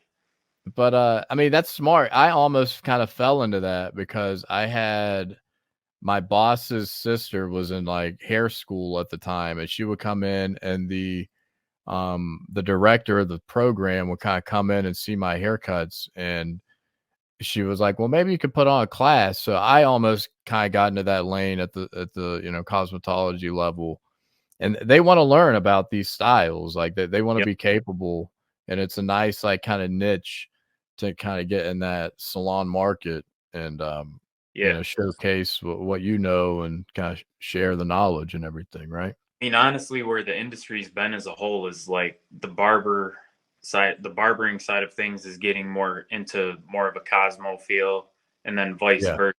And it's like we're kind of meeting in the middle, you know, which is great. Yeah. Yeah, man, that's the way it should be for sure. It's a big community that we should all share the love and the knowledge, and it makes everyone better at the end of the day. Yep. No doubt about it. So yeah, man, you got a lot of your personal life on here. That's good, because you know we need to see the man behind the work, right? A little bit of COVID action in there with the masks too. That's funny. I was gonna say, is this like a Halloween thing? Okay, this is a Halloween this time, but During COVID. It was during COVID, a play as a staff where it's like, all right, we're wearing masks anyways, so let's dress up as nurses and doctors in here. Right. But and as Clippers like the post. Nice. I've heard you say it, you're an Andis guy. Always been, man. My first pair of Clippers, and the pair I always go back to, is a pair of Masters. Yeah, man. In terms of, I'm trying to lighten up the wrist, so I just can't mess with the cordless Masters. So I think the closest thing I've gotten to duplicate it is pair of Stylecraft Instinct, the small one with a magnetic motor, and you can slap a master blade on it. So it gives it that master feel because it's got a magnetic motor, yet it's light. Yeah. Because I just using that heavy clipper year after year will take its toll. So I've been trying to be conscious of that. But man, I love the weight. Everyone talks about light and everything, and I've always, you know what I mean, man. I grew up on the Nintendo 64 with the Rumble Pack on the back of it. Like, it used to having a lot of weight in the hand there. So see, for me, it's like the blade for one, and like just the lever play, how open you get it, and then the guard system. Like I'm a double magnetic guard guy with Andis. Like, got it. I can't do the wall guard. The closest thing I guess I've messed with for a little is like those Gamma or Stylecraft double magnetic guards. Yeah, but just nothing like an Andis blade and a set of Andis double magnetic guards. Like that's me forever. Yeah, man. I run 2 pairs of Masters. I got a gold one with a taper blade and like a Fade Master blade with the, and like, yeah, we were talking about that earlier. Just, I fell back in love with that other one because I got it fixed because it was super loud and it was the original wireless or cordless generation of them, and they just couldn't- ended up dying on me. Sound, I think I rate sound higher on how I grade clippers than the average.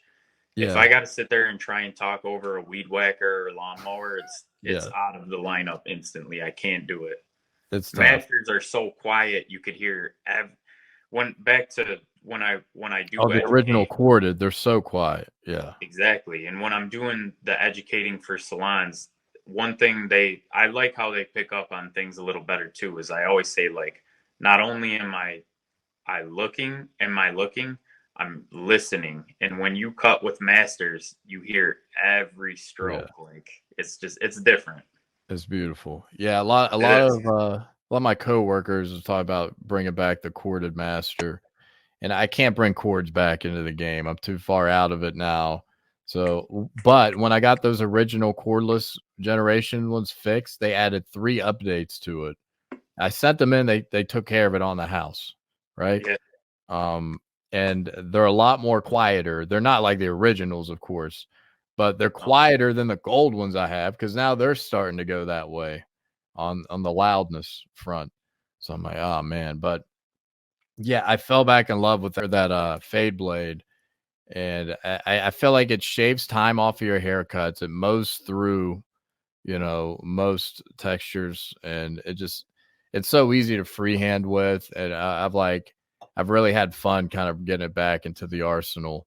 One clipper I added, or the only company I strayed away from and just a little bit, was JRL. I got a pair of JRL fast fades, the original, or fresh fades, I think they were called. The original with generation. in the Yeah, center, not the side. The levers, like, exactly. The one in yeah, the yeah. center. And there was a barber, I believe he's out of Florida, called Mark the Barber, if I'm not mistaken. Or Drew the Barber. I think it's Drew the Barber. Yeah, He's a JRL I got a guy. pair of him at IBS New York, and he's the same model you're talking about. He zero gapped them for me while he was there. Yeah. See, I could never zero gap them either, but I liked it as a nice tweener, and I got the second one that had the display on it and everything. Fucking love that clipper, man, as just like a one fade clipper or just a tweener, and I would incorporate it. And at one point, they broke down on me, like cosmetically, the plastic broke off, and like the button fell off basically. And so I was like, damn, I might be done with these. And I kind of went back. I got those Revites when I almost bought the Instincts.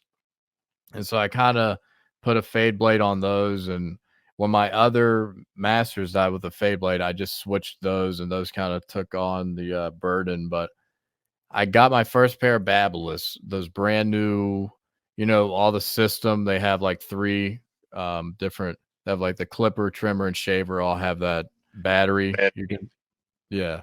Interchangeable battery. Yeah. So I got that new FXs, and dude, I gotta say, I like them, but I'm not in love with them. I still have to adjust them, I guess, right? Because I've adjusted them twice now. And the second time I adjusted, I saw a little difference, but like they just don't eat hair. They eat hair and they get clogged up too easy. Every single clipper you've mentioned outside of that very last one, Yeah. I've had and run through. I have an I don't spend my money on too many things. I have an addiction with clippers and trimmers where, like, and So nice. I always go back to what I love, the Masters, but Yeah. the single nicest pair of cordless clippers I've ever used outside of these style crafts that have a master blade on them that mimicked a pair of corded clippers, as I did have it on my my timeline there. There was a local kid, and I think he moved down to Texas. He took a pair of my Ulster fast feeds, and he put a magnetic motor from a pair of my Gamma clippers in there and doctored it up. Yeah. And these things, I haven't had anything that have cut closer to a pair of corded clippers or masters for that matter, and like since, but they broke, and the kid is out of state, so I got to try and find someone to to save me with those, because those things were next level. And then when they broke, I was just devastated. Dude, what about these Speedmasters right here? So that, if I told you how much I paid for them, you'd probably laugh me off this podcast right now. But that's $700. no more. What? Yeah. Those. So I'm an avid clipper collector. This is like a collector's item. Yeah. Those are, and that I would see on Instagram, and I'm like, what the hell? Like, I have a pair of the trimmers that have the same body, but that's the clipper. The trimmers are the style, or what the hell are there's a trimmer with the style same liners or something. Style liners, exactly. Yeah. That was one of the first pair of trimmers I had outside of the T outliners, and I would see these like pop up every now and then, and I'm like, man, I got to get my hands on a pair of those. And like, I finally did, and it's more of a collector's thing, but I threw a new blade on them, used them. They're amazing. I mean, this is timeless to me, but that's just one to those throw. Would be fun to cut with, I bet, man. Yeah. You know, one thing that they did I didn't like, they changed their logo. I know. I like the original. Like, I drive a Lexus, and I fucking hate it when they changed from the gold emblem to the silver. I'm like, dude, the gold was so fucking cool. Like, why would they get rid of the original? So yeah, the new one looks like an Avengers logo, or I don't know, too futuristic. Yeah, I get it. It's probably a way to make more money. It's kind of like when a player changes teams in the NBA or changes his number in the NBA. It's about like jersey sales, but yeah, that was a little upsetting.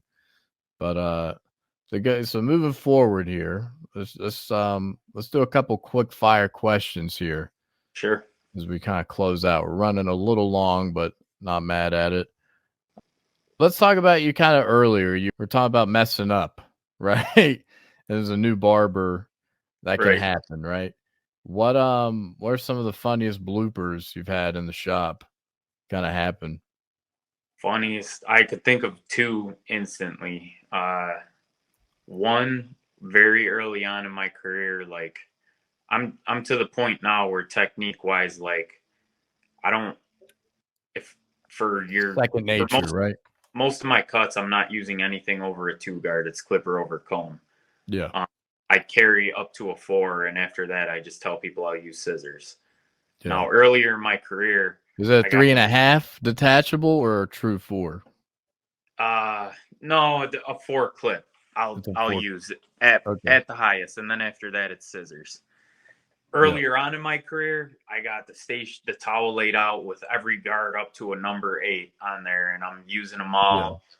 Yeah. And there was this is back like mid 2000s era, like 2010s, when you'd see like the Justin Bieber cut back then come in, and kid sits in my chair, and I interpreted it as he wanted an inch left, which is the trusty number 8 guard at the time that I wouldn't even pull out now, obviously. Yeah. Meanwhile, he wanted an inch off. So I finish everything. Like he's kind of quiet. He's a younger kid at the time, but I'm like, all right, I did everything. He leaves, goes home. His dad calls the salon after, like saying, "Oh, I did one of those." Yeah. So that's one, and the other, fortunate enough where it was like one of my best friends. I've been cutting his hair since barber school. He's cyclical. Every week he gets just a 2 on top, taper out the back, do his goatee, line him up. Very simple. Yeah. Came in the chair, we're BSing, whatever, and I go over the top of his head with a 16th guard instead of a 2. And luckily he was he's a teacher. It was during the summer, so he's off work. And he was pretty cool about it, but that one made my heart skip a beat too. Those are like 2 that come to mind, like instantly. That's funny. I'm kind of the same way with like the highest guard I have on my station is a 5. And that's just for the guys that want a 5, on the sides that are more in that like business realm. You won't lie to them and just use a 4.5? Well, that's what I do on the 3.5 and 4 on the detachable on the Supra and the Supra I got. That was another clipper I changed to going back to that. I had the 76s right from school Yep. because that's what they kind of did. Andis, Wall, and Oster. They kind of threw them all at you. And Cordless detachable is the only cordless tool that is, in my opinion, of the same standard or better than the corded. In my opinion, which one?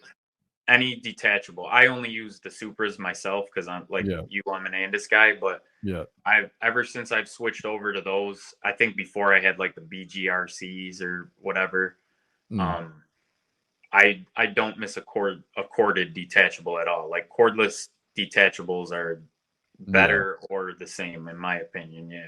A lot of people use the what's the Oster one that's gray?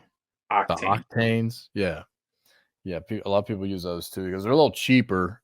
I honestly probably should have done that because I had this boatload of detachable Oster blades that I basically just have sitting now. They'll fit on the Supra. They won't. Not on the second one. At least. No, I tried. I'm like, this should fit. It's the same fucking thing, and they put like something in there. It just doesn't perfectly line up. So yeah, I just have like, what do I got? A 1.5, 2, and a 3.5. That's all the detachable blades I need. Just like you, clipper over comb. Clipper over comb. I was lucky enough to be at a school where they said you should be able to do the whole haircut with the Fade Master and clipper over comb the whole thing with the Fade Master. And at the time, you're just like, huh? How the fuck am I going to do this? Right? But going back to the bloopers. What's that? Go ahead. Go ahead. I'm sorry. Yeah, going back to the bloopers. I had one at my very first shop. The mom said he wants a 2 on top, and that's not what she wanted. And then, we end up kind of getting a little altercation. I had to go in the bathroom, start swinging in the air, and it's like she's putting words in my mouth, Frank. Like it's like, all right, just get up. But she was kind of like threatening to call the kid's dad and shit, and we had to comp the haircut and everything, but that in shop, I cut the shit out of my pinky, closing the razor on my pinky one time. It's always funny when you cut yourself. I've cut myself, I feel like, more in like a tragic way or like a brutal way than I've ever cut anyone else shaving. Oh, easily. Yeah. And you got a few seconds, right? Before that thing starts. It's like you always think it's good. What's that? You can just finish like the last part of that shave, and then all of a sudden, like you said, then it's like movie style, just like you hit an artery or something, no matter where it is. You got about 15 seconds. You're just like, yeah, that's gonna be brutal. All right, let's do nonchalant. Hey man, real quick, I gotta go to the restroom. I'll be right back. And then patch. I had styptic powder at my station. And that too. It's useful. Not for the client at this point. It's like every once in a blue moon when I cut myself, it's just like dab that on there. I'm to the point where like everyone thinks I'm a psychopath, but like I'll disinfect the cut with alcohol, whatever else, and then I super glue mine shut. Like I don't have time for band-aids or anything else. Just that's not a bad idea. Glue, good to go. That's not a bad idea. Yeah, dude. I'm trying to think of any other. In this shop, I've had some funny moments where like clients have like almost thrown up, or like this one dude almost passed out on the floor, like in the chair, like he got food poisoning, or like I'm like, dude, you take something? What's going on? Like, and like literally, I was in the middle of the neck shave. Luckily, I was at a point where I could kind of finish up. And it's like there's a bar at my barber shop, and all the bartenders are just witnessing this guy just like laying on the couch like late on a Saturday, and his girlfriend luckily showed up and like saved me from having to deal with him, because it was like my last cut of the day. I'm like, I mean, honestly, I gotta get out of here, dude. You reminded me quickly of I had a situation where kid was in the chair, and like you pick up cues when like I've had this now. Post-COVID more than before, where I've had a couple people have anxiety attacks in the chair. And this was one of my first experience with it. This was before COVID. And I see this kid, like, he's moving certain ways. He's not as responsive as he was. So in my head, I'm like, all right, just let's start like talking to him, trying to get his mind off it. Yeah. And then all of a sudden he's like, could I, let me just stand up real quick. I'm feeling sick. I ate some seafood or something, which like from the jump, I knew was a lie. Like I could see an anxiety attack coming. So as soon as he stands up, it turns from, can I stand up and walk around, to just beelining towards the bathroom. So he's in there for 10 minutes. My next client's there waiting. And I got to the point where I'm like, I tell the kid waiting, I'm like, all right, come over here. I'm going to start you. When he comes out, I'm going to finish him. Then I'm going to hop over. And I navigated through it that way. But, that's not a bad way. That's not a bad solution. That was an interesting one. Yeah. But what, did he go throw up, or was he just freaking out a little bit? I think he was freaking out, honestly. Yeah.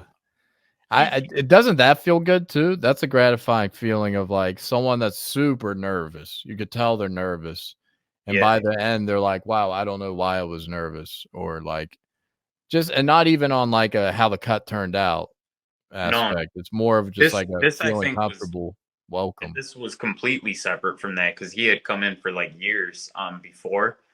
Yeah. And I also had someone, coincidentally, this next kid actually was just in here today, and he straight up told me like he had to stand up at some point. He was fiddling with the water bottle under the cape, and he told me like ever since COVID hit, he had been out of nowhere dealing with anxiety attacks. Yeah. So like him going through it, standing up, taking a sip of water, like kind of taught me how to navigate through it with other people, because I've had a few since. And it's definitely different, but after you get a few of them, you know how to go through it. Yeah. Yeah, man. It's just crazy the little cues we can pick up on. It's crazy, dude. Like, guy starts sweating, you're like, what the fuck's going on with this guy, right? Is this guy on drugs? Is this guy like about to throw up? Like, it was different in Arizona, dude. People come in sweating all the time, but they come in ice cold and then they start sweating, and it's like, all right, what's happening? And like, there's always like a baseline kind of anxiety sometimes. Some guys, they get in the chair, their whole back's covered in sweat when they get up, right? Yeah, they leave and their body imprint is on your chair. Yeah, exactly. Like a crime scene. Exactly. Yeah. We like our chair, the chairs we have, they like turn white almost when that happens. So like the assistant will come over and fucking like wipe it down quick when that happens. But the first haircut of the day, typically for me, I'll get a drip of sweat down my back or my leg for sure. Like, I don't know. I'm just like hot coming in. I normally take a shower before I go in the shop, and I just shave my head. Like I'm kind of running hot anyway. So and then you get through that next one, and you're like, all right. When you referenced your wife turning the heat up, and I made a joke about being in a salon full of women. It'll be summertime here, and like, my mom, she's got a lot of older women in the chair, and they get their hair washed, so they're cold from their hair. And she's coming up to me like, it's freezing in here. And meanwhile, like I said, I got a guy standing up, and it looks like he just entered a wet t-shirt contest, and I see the whole outline of his body on my chair. I'm like trying to find that happy medium. It's like an ongoing joke here. It's pretty funny. Yeah, start getting like lighter capes. Your capes are too heavy. You're trying everything. Yeah. So man, so I wanted to get into this segment that we're kind of talking about. We were big Sopranos fans. I had to, yes, sir. I had to say, sometimes, I go in pity for myself, and all the while a great wind carries me across the sky, right? So, who do you think wrote that? No one can figure out. When Tony's in the hospital, he had that note, and he automatically blamed Janice for it, because he's like, something my fucking sister would lay over. And she's like, I didn't do that. No one ever said Melfi. That was my guess. I'm like, I wonder if Melfi found a way to get that in there. That's the only person I could think would put that. I'll go with that, because up till you just said that, like it's been a while since I've like run through the series again. That's one that kind of slipped my mind till you said it. So I'll go with that off the top of my head, because Anything else I'm gonna think of, I'm a little too far disconnected at the moment. Yeah. But I gotta ask you. I can never just say one, but your all-time favorite scene. What is it? Your favorite scene ever? Favorite scene. Oh man, there's some good ones. I'm trying to find a one that's like not like everyone's favorite, because that's the way I always go left when everyone's going right. I mean, you can't go without the Pine Barrens episode, like Not bad. Mix it with the relish. mentioning that. That's the It's go-to, but I have a couple. Mix it with the relish, like you get that.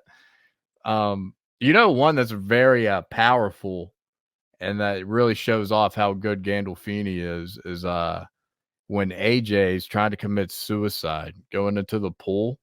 Yep. And like how he's holding him after. I'm like, dude, this is like I try to make people understand the show is more than a mob show. Like the people that don't know, like, yeah, that mine that stick out, and I'll keep it short, but both involve Christopher, just because I think he's like his character is more important than people realize. Oh yeah. The first is when they have an intervention for him and they beat him up at his own intervention. One of my favorites too. Silvio's quote, your hair touched the toilet water. Disgusting. I said my piece, Chrissy. Yes. I said my piece, Chrissy. Great. I had the flu. He's in the hospital, and he thinks he went to when Paulie tells him he went to purgatory, and he said he went to hell, and he said every day it was an Irish bar, and every day was St. Patrick's Day, and that's what hell was like. For some reason, that just every time I see it, I'm in tears. Every time. He's like playing dice, and they would win every time, win every roll. Dude, the show is like hilarious. Yeah, to boy your mortal sense and multiply that number by 50. Like, the writing is so fucking funny. Like, dude, just like the Paulie shit. Like, I was gonna quote him earlier. I gotta watch television to learn the world.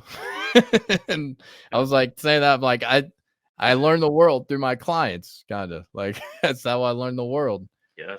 Like I don't look at the fucking weather forecast. I let my clients tell me. Like, I say that like literally, if not daily, weekly. Like I don't have to. I know the weather, current events, everything through my clients. Right. So did you hear about that plane crash? I'm like, huh? No, tell me. And then by the end of the day, you're educating people on what happened.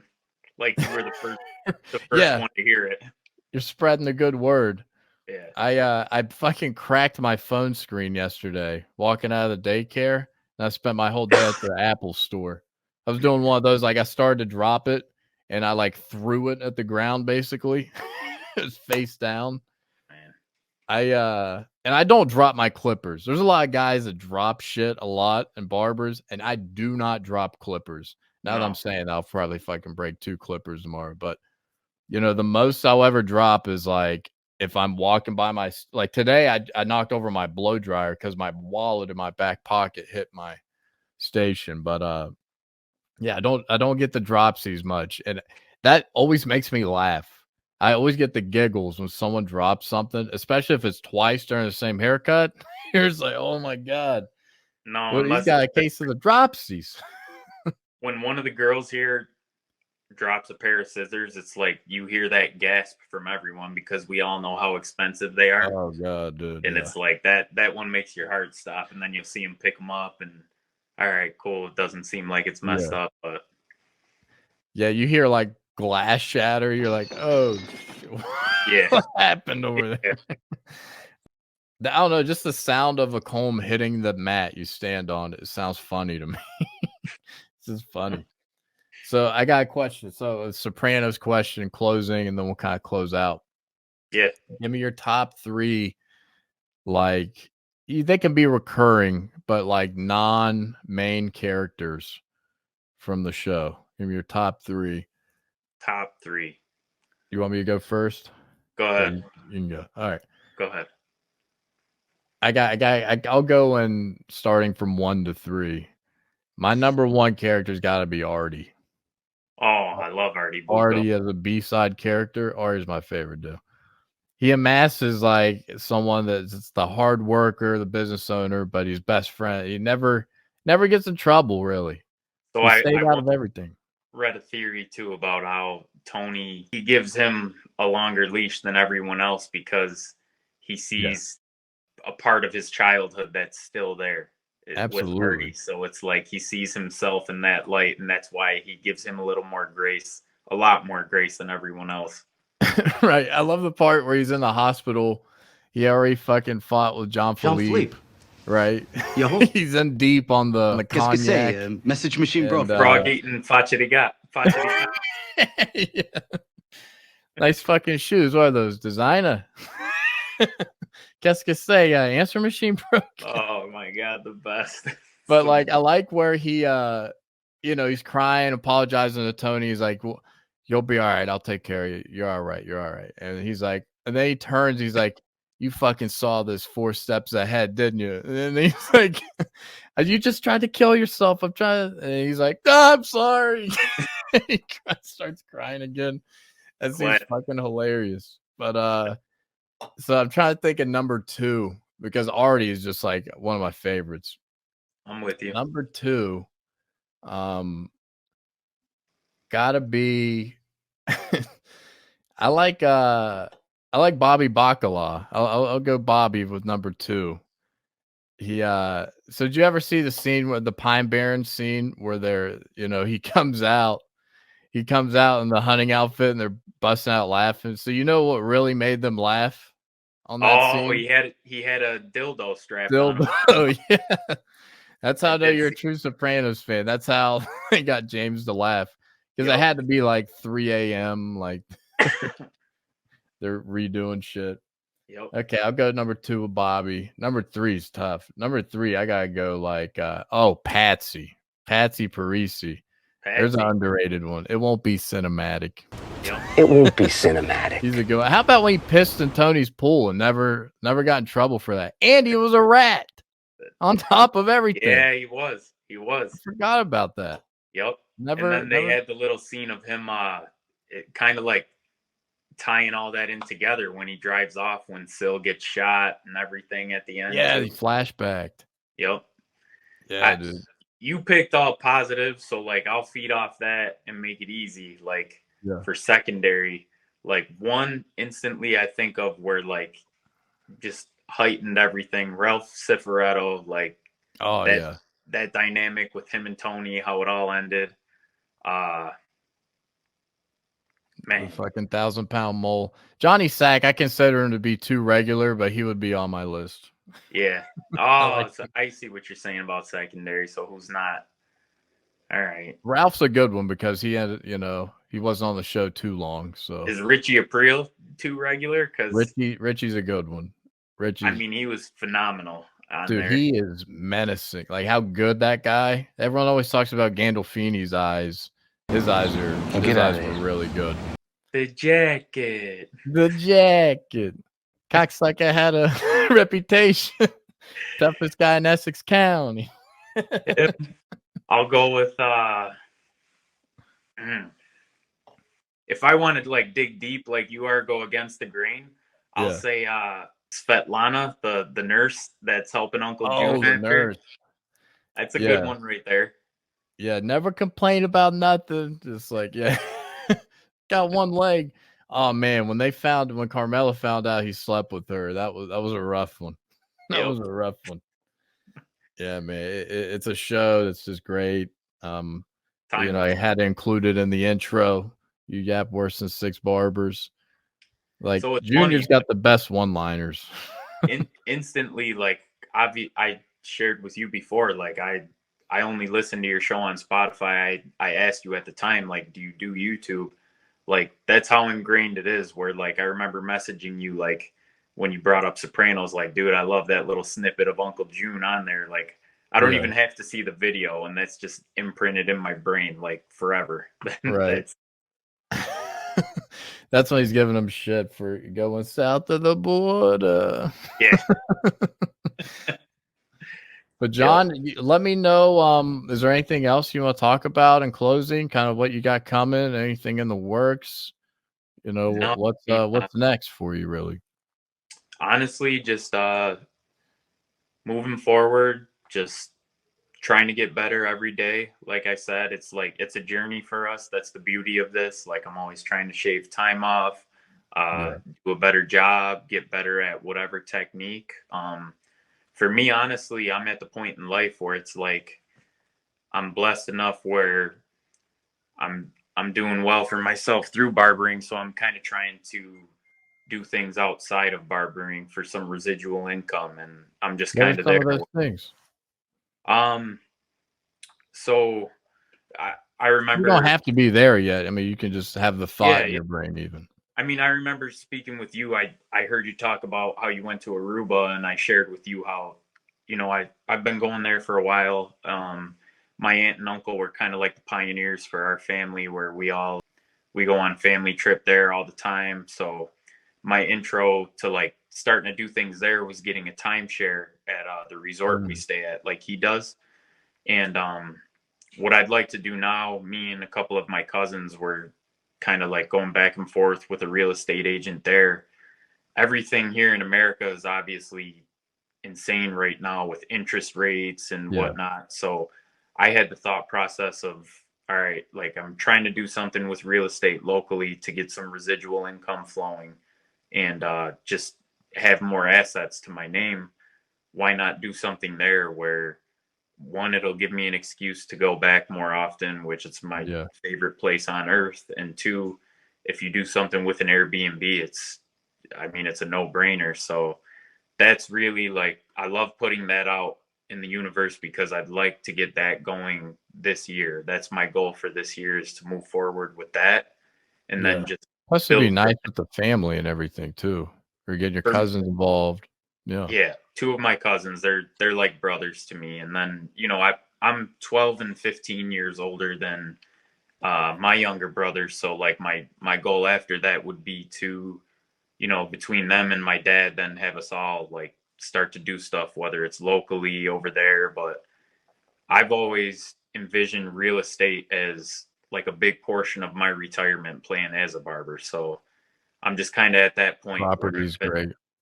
stacking, saving up, and just concentrating on that next move. And I feel like I always beat myself up because I've been saying it for years and haven't made that jump yet. But I truly feel like I'm right on the cusp of doing something like real estate wise and getting that going and just building that residual and the assets for myself, my kids when they get older. I always want to include my family. Like I said, like I want to do it with my two cousins, get my brothers, my dad involved down the road, and just everyone eat. Yeah. That's beautiful, man. That's what it's all about at the end of the day. Going back to your dad, do you feel like after you got in trouble as a younger adult and getting on the other side of it, I mean, just showing him like how was that kind of relationship, and did he kind of like, I don't know, like, So a man's dad is like so much, there's so much that dictates, and there's so much that like everything comes down to. And just like how did you kind of play that? How did he play it? I won't be long-winded about this, but Mhm. I primarily, for the first portion of my childhood, was raised by a single mom. And I was fortunate enough where my two grandparents were also like parents to me. Yeah. When I refer to my dad, I'm speaking about someone who's technically my stepdad, but I don't look Okay. at him in that light. He's been in my life since I was 8 years old. Okay. So he did see the whole plight of your journey too. He did. And my real father, were like in touch, out of touch type deal. It's like it's a whole different story, but someone who I would consider more of my dad, who raised me, technically my stepdad. He honestly, like me and him, I'm sure a lot of people can relate. We butted heads just non-stop. Yeah. It was a stepdad and son, like a natural reaction for all those years. But then it's like Yeah. once I got to that point where I was at the lowest point and he was the one there for me and I started to actually become a man, it's like Yeah. we're more like best friends now, and I couldn't be more thankful for him. It was like him and my grandfather who passed away in 2017. Those are my two father figures. My grandfathers who me and my mom lived with my grandparents for a little portion of my childhood before she met my dad. Who I now call my dad, but those two were my two father figures. And getting back to your point of like just them, they honestly, I didn't feel like a sense of judgment from them, and I think that's what kind of catapulted me into like knowing that I could move forward, because like they just always gave me that sense of belief, and they That's never beautiful, made me man. feel like, you know, like you're down and out and that's it. It was just always, they were behind me. So like I'm forever grateful for that. Yeah, man, you're blessed to have, have that, because I Yeah. feel like a lot of families and a lot of people get into trouble. It's just they're being told everything they're doing wrong, and they just keep getting kind of set back more and more, and the road back is filled with more obstacles. So, that's nice that, you had a support, knowing that, if you kind of get on the other side of this, it's going to be sweet, and everything's kind of going to work out. And it's nice that you're able to share even, the property works and everything. You can kind of get everyone together. And my grandmother still plays a huge role in my life to this day. And like anytime, I get a card from her, or a message of her telling me how proud of me she is, it's like it just hits me to the core, because gotta bring a tear every time, man. I mean, I've like her and my grandfather were making them proud is every bit as important as making my parents proud. And it's like an ongoing joke in my family with my grandfather. I got long sleeves on, so I can't show it, but I have a tattoo since he's passed, like in memory of him. I was like the favorite, the baby of the family for a while, and it's like no matter what I did, I didn't do wrong. So it's like to a fault, but having someone like that in my corner was just, I'm forever grateful for it. Like everything I do, like he's always in the back of my mind. And when you were talking about that lunch pail mentality, like him being my original father figure in my life, he's as old school as they come. Like his father was an Italian immigrant, and they're masons. They were builders. Then he was a mason for the company Kodak that you might know for years, and just work, and just a man's man. And that's like what I think really subconsciously instilled it in my brain too. So I'm forever grateful I know a lot of people aren't blessed with that type of upbringing, but I was, and I don't take it for granted. That's what I'm worried about with my daughter now. I'm like, how do I instill the hard work in her? Because she gets every single thing she wants whenever she wants it. I know. Man, we struggle with it. I'll have this talk with my wife, like, oh, they're getting this and that. And then it's like, I come home from a trip to the grocery store with a couple like goodies or toys, and she's like, well, what happened to that discussion? And it's tough, man. You want to give them everything, but you want to make them at least grateful for it at the same time. Yeah, my daughter just like broke one of the electronics already. Can't have nothing nice, but like broke one of the electronics she got for Christmas already. And my wife's like, I saw you ordered another one of those on Amazon. And I was like maybe it shouldn't have broke that easy. But yeah, dude, it's tough to instill. I mean, this generation, dude, it's gonna be tough to get them to work. I mean, I saw something the other day. It's like we're in the first generation right now. It's like the millennial generation, where like our parents may have done better than us, and it might stay that way. And I'm like, man, generation after this is going to be even worse, I bet. It's scary, man. Yeah. I'm all for the work smarter, not harder. Yeah. Where I have an issue with it is someone trying to implement that before they've ever worked a 40-hour work week in their life. Pay your dues. That's all I have. That's all. Pay your dues. It just makes you better. It makes you a better person. It makes you more understanding. Amen. Like if you've always started with this like entitlement and privilege, then like it's like you have nothing. You have no experience to kind of go off of. So that's my problem with the stuck behind the chair shit and the industry, and just it's the struggle as a parent. We're about to figure out what school my daughter's going to, and we're not in the best area, in the best district. So maybe that's where she'll get a little humility more. Sure. You know, it might not be like that forever, but you know, we'll have to see. We'll have to see, my man. Yep. John, appreciate you making the time. I'll let you get back to your family. Sorry for keeping you so long, man. No, man, I appreciate it. Absolutely, man.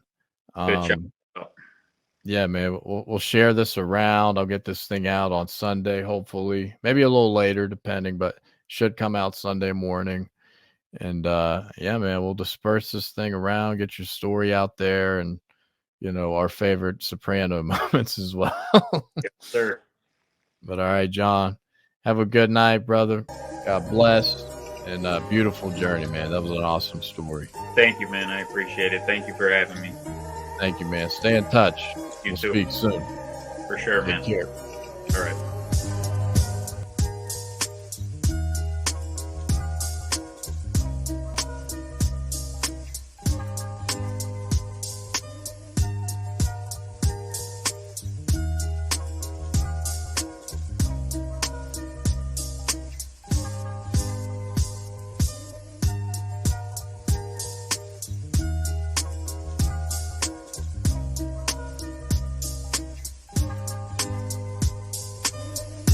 Thanks for watching another episode of the Your Barber podcast. New episodes come out weekly on Sunday. Be sure to subscribe on YouTube and follow us on Apple Podcasts and Spotify to be notified when new content is posted.